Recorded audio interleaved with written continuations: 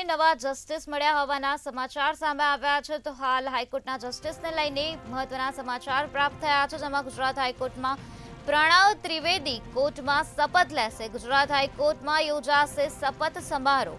Supreme કોર્ટની ભલામણ બાદ રાષ્ટ્રપતિએ આ પ્રકારની નિમણૂક કરી છે। હાઈકોર્ટના સિનિયર એડવોકેટ પ્રણવ ત્રિવેદી નવા જસ્ટિસ બન્યા છે। હાઈકોર્ટમાં ચીફ જસ્ટિસ સુનિતા અગ્રવાલ લેવડાવશે શપથ। તો આ જ મુદ્દે વધુ માહિતી આપવા માટે આપણી સાથે સંવાદદાતા મેહુલ દુધરેજિયા જોડાઈ ગયા છે। જી મેહુલ, ગુજરાત હાઈકોર્ટને વધુ એક જસ્ટિસ મળ્યા છે, શું છે વધુ વિગત?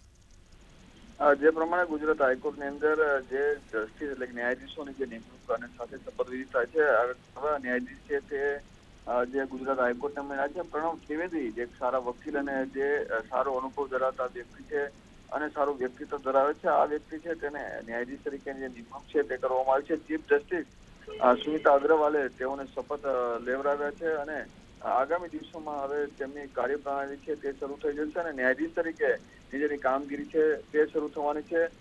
પ્રણવ ત્રિવેદીની જે નિમણૂક જે ન્યાયાધીશ તરીકે થઈ છે તેના લીધે જે આ જે કેસ છે તેનું જે ભારણ છે તે પણ ઘટશે અને સાથે જ એક અનુભવી જે વ્યક્તિ છે તેનો જે ફાયદો છે તે તમામ પક્ષકારોને મળવાનો છે। હાલ તેઓના જે શપથવિધિ છે પૂર્ણ થઈ ચુક્યા છે।